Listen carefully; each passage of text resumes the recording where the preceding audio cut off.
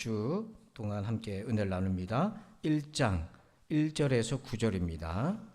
구약성경 1230쪽에 있는 다니엘서 1장 1절에서 9절까지 말씀입니다. 화면도 참고하셔서 함께 교독하겠습니다. 이 말씀은 다니엘이 이스라엘이 바벨론에게 점령당하여 포로로 끌려갔을 때 많은 귀족들도 끌려갔습니다. 그 중에 다니엘이 있었고, 다니엘이 그것에 끌려가서 어떻게 하나님의 역사의 도구가 되었는지 그 시작을 열어가는 말씀입니다. 우리 교독하겠습니다. 유다 왕 여호야김이 다스린 지 3년이 되는 해에 바벨론 왕 느부갓네살이 예루살렘에 이르러 성을 에워쌌더니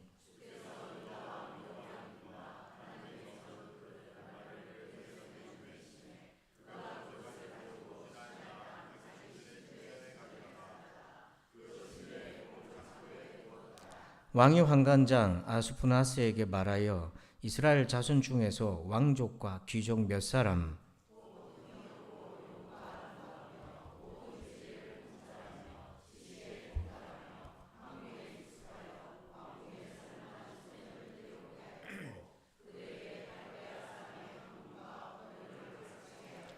또 왕이 지정하여 그들에게 왕의 음식과 그가 마시는 포도주에서 날마다 쓸 것을 주어 3년을 기르게 하였으니 그 후에 그들은 왕 앞에 서게 될 것이더라.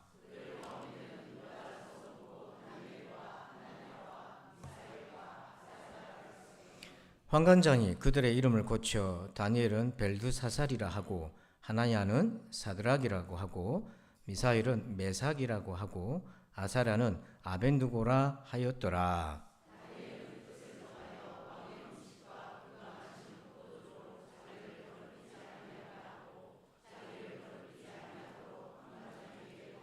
다 함께 하나님이 다니엘로 하여금 환관장에게 은혜와 긍휼을 얻게 하신지라. 아멘. 할렐루야. 자, 오늘부터는요, 몇 주 동안 믿음의 습관이라는 주제로, 오늘 나를 세우는 습관이라는 주제로 제목을 함께 은혜를 나눕니다. 여러분, 각도를 보면요, 이게 이제 항공기 조종 각도라고 생각하면 3.5도를 옮겼어요. 아주 이제 화살표를 보듯이 얼마 안 되잖아요, 3.5도. 근데 이 3.5도가 시간이 지나면 어떻게 바뀌는지요. 미국의 지도를 보면 LA 공항에서 비행기가 목적지가 뉴욕으로 출발을 하려고 했는데 이 공항에서 조종사가 각도를 3.5도를 틀었어요. 3.5도밖에 안 돼요. 근데 시간이 지나니까 이 비행기가 어디로 갔냐면 워싱턴으로 가버렸어요. 방향이 완전히 다른 곳으로 도착하게 되었죠. 겨우 3.5도 틀었을 뿐이죠.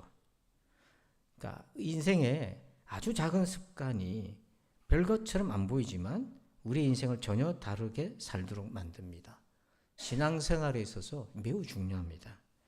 오늘 다니엘이 이스라엘 역사상 가장 암울했던 시기에 식민시대의 인물이에요. 그에게는 습관이 있었어요. 자, 다니엘서 6장 10절을 함께 읽어볼까요? 시작. 다니엘이 이 조서에 왕의 도장이 찍힌 것을 알고도 자기 집에 돌아가서는 윗방에 올라가 예루살렘으로 향한 창문을 열고 전에 하던 대로 하루 3번씩 무릎을 꿇고 기도하며 그의 하나님께 감사하였더라. 아멘. 다니엘서의 유명한 구절인데 붉은 글씨를 한번 보세요. 전에 하던 대로 하루에 3번씩 기도했어요. 다니엘에게 기도의 습관이 있었는데 이 기도 습관 때문에 다니엘 인생을 크게 2번 바꾸게 됩니다. 한 번은 포로로 끌려갔던 바벨론의 왕이 당시 느부갓네살 왕인데 꿈을 꾸었어요. 이상한 꿈을 꿨는데 꿈을 말도 안 해주면서 해몽해 달라고 했어요. 그래서 바벨론에 있는 술객들과 많은 지혜자들이 모여들었는데 왕이 말도 안 해주는 꿈을 어떻게 해몽합니까? 그러니 왕이 진노하여서 지혜자와 술객들 이런 사람들을 다 죽이고자 했습니다. 그 중에 누구도 들어가 있었냐면 다니엘과 그의 3명의 친구도 함께 죽을 위기에 놓였습니다. 그래서 이제 신하들이 그 명령을 받아서 죽이러 가는데 다니엘이 그 신하를 붙들고 왜 이렇게 왕이 급합니까? 내가 하겠습니다 하고 자발적으로 나서요. 요셉은 그래도 바로 왕이 꿈이라도 말을 해줬지요. 그런데 이 느부갓네살은 무슨 꿈을 꿨는지 말도 안 해줬어요. 그러고는 다니엘이 돌아가서 자기 3명의 친구를 찾아가서 사정이 이렇게 되었다. 우리가 기도하자. 나를 위해 기도해달라. 그래서 하나님께서 이것을 풀어드리도록 그렇게 기도하고는요. 놀랍게도 왕을 찾아갔는데 왕이 의심했습니다. 이거 나를 속이려고 하는 거 아닌가? 왜요? 이 바빌론 크나큰 제국에서 한 사람도 그런 사람이 없는데 내가 입 밖에 내지도 않았는데 내 꿈을 해몽해 준다고? 근데 하나님은 이 느부갓네살의 꿈을 이 다니엘에게 보여주시고 그 내용도 해석해 주셨어요. 그걸 풀어뒀더니 느부갓네살이 깜짝 놀라서 다니엘을 제상으로 지위를 올려줘서 자기의 신하로 삼습니다. 자, 그런데 이게 첫 번째 계기고요. 두 번째, 그 이후로 70년 동안, 놀랍게도 70년 동안 정권이 4번이나 바뀌는데 다니엘이 여전히 제상으로 남아있어요. 70년간. 근데 그에게 위기가 왔습니다. 그를 시기하고 질투했던 무리들이 그가 기도하는 것을 핑계로 그를 고발하여 사형에 처하고자 했습니다. 그때가 다리오 왕 시절인데요. 그 모함을 받고 숙청위기에 놓여졌을 때 그걸 이긴 것이 뭐였냐면 기도하는 습관이었어요. 기도했기 때문에 핍박을 받은 게 아니라, 여러분 잘 이해하셔야 돼요. 기도했기에 핍박을 받은 것이 아니라 기도를 멈추지 않았기에 핍박을 이겨냈고 그 뒤로는요 누구도 다니엘을 괴롭힐 수가 없었어요. 이것이 기도의 습관이 있어서 그의 인생에 2번의 큰 전환점이 되었어요. 그래서 다니엘은 우리가 기도한다는 것이 큰 거 아니잖아요. 이 작은 습관을 통해 자신의 운명이 바뀌었어요. 제가 얼마 전에 본 아주 작은 습관의 힘이라는 책에 보면 이런 내용이 나옵니다. 우리 모두 인생에서 불행을 겪지만 장기적으로 볼 때 인생은 대개 습관으로 결정되곤 한다. 모두 똑같은 습관을 가지고 있다면 누구라도 똑같은 결과밖에 나오지 않는다. 하지만 다른 사람들보다 더 좋은 습관을 가지고 있다면 더 좋은 결과를 만들어낼 수 있다. 저 책은 여러분들이 꼭 한번 읽어보세요. 부모도 읽고 자녀에게도 한번 권해보세요. 그러면 다니엘의 영적인 습관은 어디서부터 왔을까? 오늘 여러분에게는 여러분의 작은 영적인 습관이 어떤 것이 있습니까? 지금까지 지켜오고 있는 것. 또한 우리의 삶을 바꿀 작은 습관을 우리가 어떻게 만들까요? 사실은 겨울이 유난히 긴 것 같고 추웠는데 겨울이 되면 성도들의 영적 습관이 많이 깨져버려요. 그래서 봄에는 다시 그것을 회복해야 될 텐데요. 자, 우리 1장 8절을 같이 한번 읽어볼까요? 시작. 다니엘은 뜻을 정하여 왕의 음식과 그가 마시는 포도주로 자기를 더럽히지 아니하리라 하고 자기를 더럽히지 아니하도록 환관장에게 구하니. 자, 다니엘이 습관을 세우는데 중요한 출발점이 뭐냐면 뜻을 정했다고 하잖아요. 근데 이 뜻은 잘 이해하셔야 돼요. 강력한 내 마음에서 원하는 동기, 간절함을 말하는 것입니다. 습관은 이 동기가 중요하고 그 동기가 습관의 출발점을 만듭니다. 그런데 이런 강력한 뜻을 세운 배경이 무엇인가? 이 배경에서 다니엘이 습관을 만든 첫 번째 원리, 우리가 배워야 될 첫 번째 원리가 나옵니다. 우리 화면을 보시고 한번 읽어볼까요? 같이 시작. 정체성을 분명히 하라.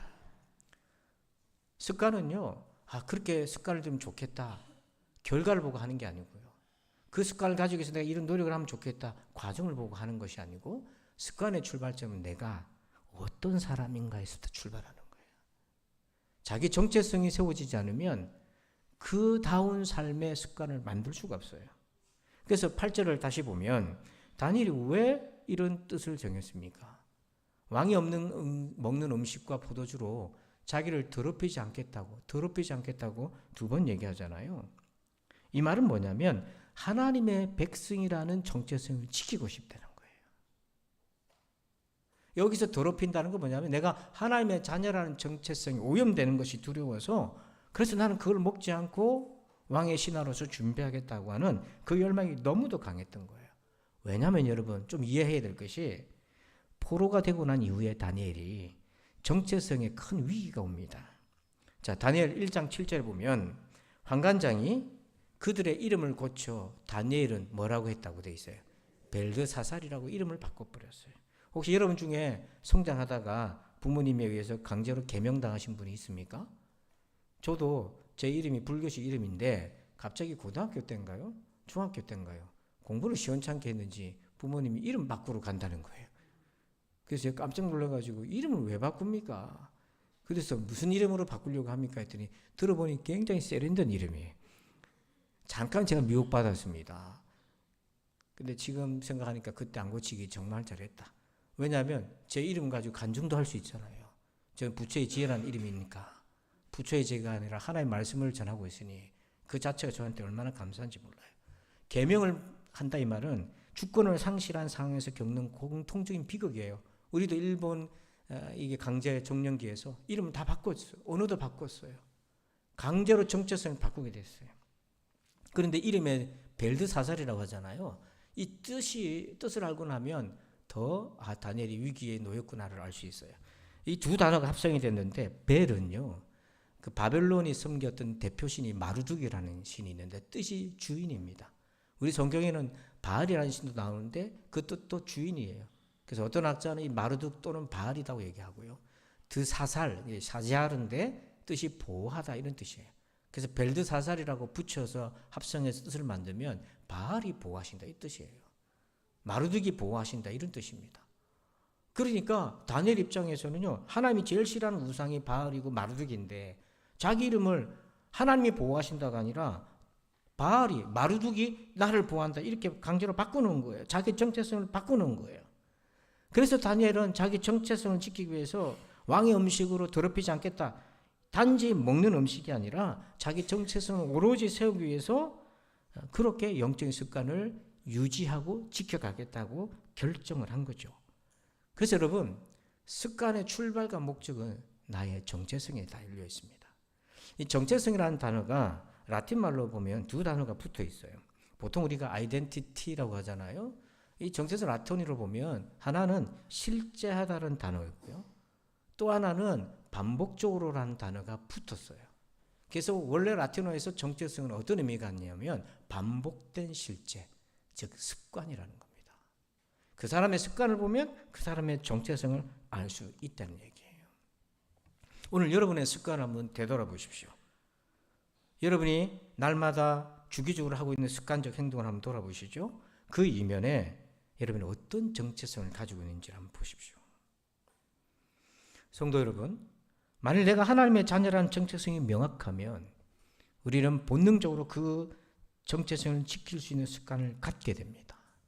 예처럼 주의를 지킨다든지 새벽 기도를 한다든지 성경을 읽는다든지 여러 습관을 가지게 될 것입니다. 근데 오늘날 문제는 하나님의 자녀라는 정체성이 너무 취약하기 때문에 많은 성도들에게 영적 습관이 부재하다는 거예요. 알리스터 맥그레스라고 하는 분이 쓴 십자가로 돌아가라는 책에 보면 이렇게 얘기합니다. 교회는 십자가에 달리시고 다시 살아나신 분을 따라 감히 스스로를 그리스도인들이라 부르지만 실상은 십자가에 달린 그리스도보다 다른 곳에서 자신들의 정체성과 적실성의 근거를 찾는 것을 더 좋아하는 듯하다. 여러분들은 이분의 진단에 어떻게 생각을 하십니까? 우리의 정체성이 흐려지고 있기 때문에 정체성을 만드는 습관이 부재한 겁니다. 겨우 주의를 지키는 것도 힘에 버거울 수 있는 거죠. 그러면 다니엘은 이 정체성의 위기 속에서 어떻게 자기 정체성을 계속 지킬 수 있었을까? 그 결과 영적인 습관을 어떻게 그가 유지할 수 있었을까? 다니엘의 정체성에는 본문에 보면 세 가지 요소가 있어요. 하나는 심판의식이 있고 또 하나는 말씀의 교육이 있고요. 또 하나는 습관인데요. 간단히 한번 보면 먼저 심판의식을 봅시다. 자, 다니엘 1장 5절을 함께 읽어볼까요? 시작. 또 왕이 지정하여 그들에게 왕의 음식과 그가 마시는 포도주에서 날마다 쓸 것을 주어 3년을 기르게 하였으니 그 후에 그들은 왕 앞에 서게 될 것이더라. 아멘. 다니엘이 차출됐습니다. 3년간 훈련받아서 왕의 환관이 되는데 왕 앞에 서게 됩니다. 느부갓네살 왕 앞에 서게 돼요. 자, 그런데 여러분 다니엘의 이름의 뜻이 뭡니까? 다니엘의 이름의 뜻도 두 단어가 붙어 있어요. 하나는 단인데 단이라는 말은 심판하다. 엘은 하나님이에요. 다니엘이라 그러면 하나님은 나의 심판자라는 뜻입니다. 조금 전까지만 해도 벨드사살은 마르둑 그런 신이 나를 보호한다 이런 뜻으로 이름이 강제 개명됐지만 다니엘의 본명은 하나님이 심판하신다였어요. 그래서 그는 느부갓네살 왕 앞에 서는 인생이 아니라 하나님의 심판대 앞에 서서 살아가는 존재라는 것을 잊지 않았어요. 그래서 세상이 주는 짧은 평안보다 하나님 앞에서의 정결함, 하나님의 자녀로서의 정체성을 지키기를 너무나도 간절히 원했어요. 이 신앙의식이 너무 확고해서 다니엘과 그의 세 명의 친구들은 생명의 위협 속에서도 하나님 앞에서 살고자 하는 마음을 지키게 됩니다. 다니엘은 훗날에 이로 인해서 하나님이 역사의 계시를 받는데 그때 계시의 핵심도 하나님의 심판이었어요. 다니엘 7장 10절을 같이 한번 읽어볼까요? 시작. 불이 강처럼 흘러 그의 앞에서 나오며 그를 섬기는 자는 천천히요 그 앞에서 모셔선 자는 만만히요 심판을 베푸는데 책들이 펴놓였더라. 다니엘이 하나님의 환상을 받았을 때 메시지의 핵심은 하나님의 심판이었어요. 그의 이름처럼 하나님이 심판하신다. 그래서 다니엘은 인생의 느부갓네살 왕 앞에 서게 될 것이고 잘 모르는 사람들은 이 출세했다고 얘기하지만 그는 두렵고 떨렸던 거예요. 그는 하나님 앞에서 늘 서 있기를 원했던 거죠. 성도 여러분, 여러분들은 누구 앞에 서 있습니까? 정체성의 핵심은 바로 이 심판의식이 있어야 되죠. 두 번째는요, 말씀 교육인데, 자, 4절을 보면 다니엘이 왜 차출됐나? 한번 읽어볼까요? 시작. 곧 흠이 없고 용모가 아름다우며 모든 지혜를 통찰하며 지식에 통달하며 학문에 익숙하여 왕궁에 설만한 소년을 데려오게 하였고 그들에게 갈대아 사람의 학문과 언어를 가르치게 하였고. 자, 누구를 차출했냐면 보니까 모든 지혜를 통찰하며 지식에 통달하며 학문에 익숙하며, 그러니까 똑똑한 사람들을 뽑았다는 얘기인데요. 그도 그럴 것이 왕 옆에 서야 되니까. 그러니 왕 옆에서는 다니엘의 역할은 단지 술 따르고 떡 주는 것이 아니라 사실은 왕의 조언자 역할을 하는 사람과 같은 거예요. 자, 그런데 여기서 이스라엘의 구약시대의 교육 체계를 생각해 보세요. 이스라엘에 뭐 대학교가 있었습니까? 석사, 박사 과정이 있어가지고 다니엘이 공부 잘한 것을 알았겠어요? 유대 사회에서 구약시대에 학교는 율법 학교입니다. 그러니 여기서 모든 지혜를 통찰하고 지식에 통달하고 학문에 익숙했다는 건 뭐냐면 다니엘이 하나님 말씀 교육을 잘 받은 사람이라는 뜻입니다. 이걸 광고하면 안 됩니다. 그래서 하나님 말씀으로 자기의 정체성이 말씀 위에 잘 다져져 있었어요. 우리가 하나님의 자녀라고 해도 모래 위에 하나님의 자녀가 너무 많아요. 일주일 가도 말씀을 읽지 않고 묵상하지 않으면 나의 정체성이 모래 위에 서 있기 때문에 조금만 어려움이 와도 그냥 무너져 버려요. 근데 다니엘은 어릴 때부터 교육을 잘 받아 하나님 말씀 위에 서 있었어요. 그의 정체성이 반석 위에 말씀 위에 서 있었어요. 그래서 이것이 어디까지 연결되냐면 다니엘 9장을 한번 볼까요? 다니엘이 하나님의 섭리를 깨달을 때 어떻게 깨달았냐면 9장 2절을 같이 읽어봅시다. 시작. 곧 그 통치 원년에 나 다니엘이 책을 통해 여호와께서 말씀으로 선지자 예레미야에게 알려주신 그 연수를 깨달았나니 곧 예루살렘의 황폐함이 70년 만에 그치리라 하신 것이니라. 아멘. 여기 잘 보세요.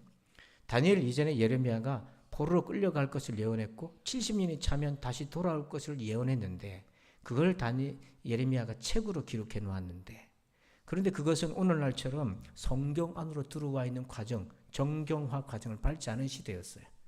그랬는데 다니엘이 그 책을 구해서 읽었습니다. 뭘 볼 수 있냐면 하나님의 말씀을 그렇게 가까이 하고 하나님의 말씀을 통해서 깨닫기를 원했던 거죠. 그래서 그 예레미야의 말씀을 읽다가 70년이 차면 하나님 회복시켜 주실 거라는 걸 깨달은 거예요. 그는 세월이 흘러도 70년 세월이 흘렀어도 그도 나이가 바벨론에 와서 70년이 훌쩍 지나가는 거예요. 그래도 놓지 않았던 것이 하나님의 말씀이에요. 그래서 이 부분에 대해서 글리슨 아초라는 분이 이렇게 다니엘을 평가합니다. 다니엘은 말씀 위에 자신의 기도 습관을 세운 부지런한 학생이었다, 이렇게 얘기해요. 부지런한 말씀의 학생이었다. 성도 여러분, 여러분의 정체성은 하나님 말씀에 있습니까? 마지막 세 번째입니다. 우리 제목 읽어볼까요? 시작. 뿌리 깊은 습관. 자, 우리 10절을 우리 한 번 더 읽어봅시다. 시작. 다니엘이 이 조서에 왕의 도장이 찍힌 것을 알고도 자기 집에 돌아가서는 윗방에 올라가 예루살렘으로 향한 창문을 열고 전에 하던 대로 하루 3번씩 무릎을 꿇고 기도하여 그의 하나님께 감사하였더라. 아멘. 여기 보면 전에 하던 대로라는 표현이 있죠. 이게 전에라면 언제부터 얘기를 하는 걸까요? 전에 하던 대로라면. 이 전에 한다는 것은 포로로 끌려왔을 때를 말한가요? 아니에요. 예루살렘에서부터. 그러면 다니엘이 예루살렘에 있었을 때 10대였어요. 지금 이 말씀의 배경은 나이가 거의 70년이 지났을 때예요. 그러니까 나이가 80이 넘어갈 때입니다. 그러니까 그의 하루에 3번씩 기도하는 습관은 적어도 80년, 90년 가까이 된 습관이에요. 이 말은 기간이 오래됐다는 것이 아니라 뿌리가 그만큼 깊어져 있었어요. 이 말은 기도하는 뿌리가 깊어졌다는 것은 하나님과의 만남의 뿌리가 그만큼 깊었다는 걸 얘기해 줘요. 뿌리가 그만큼 깊었기 때문에 환란이 와도 풍파가 와도 요동하지 않았다는 거죠. 예수님 말씀하시잖아요. 돌밭에 뿌려진 씨는 싹을 트는 것 같은데 뿌리를 내리지 못해가지고 환란이 오면 넘어진다고 얘기하잖아요. 습관의 뿌리가 깊을수록 오래가고 습관이 나를 도리어 지켜주게 됩니다. 놀랍게도 습관이 나를 지켜줘요. 그래서 다니엘은 자신의 정체성 기저에 심판의식, 말씀의 교육, 그리고 뿌리 깊은 습관이 있었습니다. 사랑하는 성도 여러분, 다니엘은 하나님의 자녀로 살고자 하는 분명한 뜻을 세웠어요. 그 정체성을 지키기 위해서 더럽히지 않겠다고 자기의 정결한 습관을 지키고 유지하려고 했고요. 그렇다면 오늘 여러분들은 자신의 정체성을 지키기 위해서 어떤 습관을 유지하고 있습니까? 아주 작은 어떤 습관을 가지고 있습니까? 어떤 사람이 영적인 습관을 효과적으로 세울 수 있습니까? 다니엘 1장 8절에 다니엘은 뜻을 정하여, 이 뜻은 자기 정체성을 지키겠다는 뜻이고 그 뜻에서 나온 것이 예루살렘에서 먹던 음식을 이 땅에서도 그대로 먹으며 거룩한 습관을 지켜가겠다고 한 것입니다. 벤자민 하디라는 분이 이렇게 얘기합니다. 한번 우리 같이 한번 읽어보실까요? 시작. 여러분은 무엇에 정념하고 있습니까? 습관이 여러분의 정체성이 될 것입니다. 그럴 수 있어 나는 날마다 매일 작은 어떤 습관을 가지고 있나? 우리는 하나님의 자녀라는 정체성을 지키고 유지하기 위해서 어떤 습관을 만들고 유지하고 있는가? 오늘 봄이 되었습니다. 여러분 무너진 습관을 다시 세우고 작은 습관으로 새롭게 한번 출발해보는 오늘이 되기를 주의 이름으로 축복합니다. 하나님 감사합니다. 오늘 이 말씀을 통하여 아주 작은 신앙적 습관이 어떻게 나의 정체성에 관여하고 있는지를 살폈습니다. 하나님, 우리 성도들이 기도하는 습관, 말씀 보는 습관, 묵상하는 습관, 하나님 이 모든 아주 작은 습관을 새롭게 도전할 수 있도록 도와주시옵소서. 예수님의 이름으로 기도합니다. 아멘. 우리 함께 찬양 드릴 텐데요. 우리 죽임당하신 어린 양하고 꽃들도 이 찬양을 부르시면서 합심해서 한번 기도하면 좋겠는데요. 기도 제목을 좀 드릴게요. 우리 이제 환우들이 좀 있습니다. 우리 이월심 집사님 남편 되시는 분이 건강이 좀 좋지 않기 때문에 위해서 기도해 주시고, 진정혜 권사님도 서울로 가서 요양 중인데 많이 회복이 되셨어요. 식사도 하시고 계시다니까 계속 기도해 주시고, 또 이 자리에 여러분 크고 작은 질병으로 기도하고 있는 분들이 있지 않습니까? 그리고 오늘 자녀들이 왔을 텐데 자녀를 축복하면서 기도하셔요.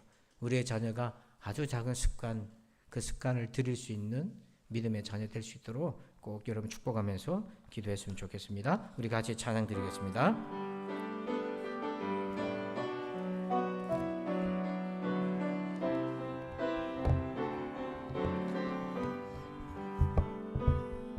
죽임 당하신 어린 양, 모든 족속과 방언 백성과 나라 가운데서 우리를 비롯하소.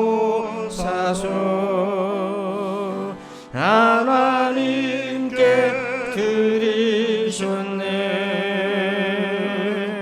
주님 당하신 어린 양, 우리들을 알아와 제사장 삼아 주셨으니 우리는 주와 함께 이 땅에서 다스리리. 주님 당하신 어린 양, 능력과 부하지에 힘과 존귀와 영광 찬송 받으시기에 합당하시나. 죽임 당하신 어린 양, 죽임 당하신 어린 양, 능력과 부하지에 힘과 존귀와 영광 찬송 받으시기에 합당하시나.